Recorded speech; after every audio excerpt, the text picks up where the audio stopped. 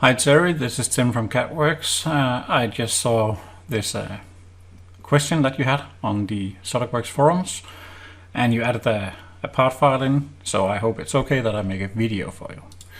So let's open up your part file and see if we can do anything with it.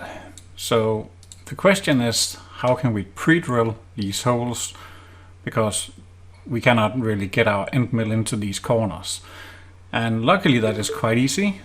We can count 1, 2, 3, 4, 5, 6 divided by 360. That gives us 60 degrees. Maybe we want to go a little bit lower than that, just to allow it to find the spots. But let me show you a very simple trick. If you right click and go to options, and we disable everything, and then we go to the minimum include angle and set that to 50 degrees. And now if I run the recognized features, it should pick up on these ones. And we got a whole group, so all of these holes are now found, and now I can go to the generate operation plan and I can create toolpath.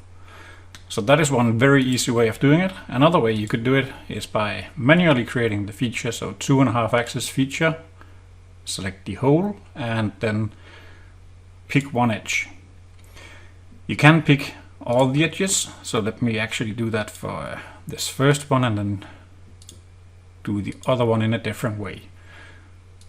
So for end condition we want to go up to stock and hit OK.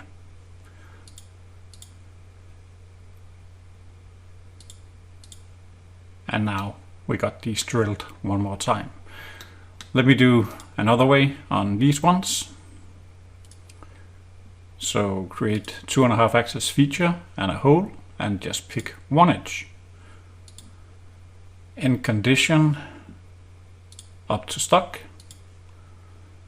Right click, pattern, create pattern, and then create a circular pattern around this one with 6 instances.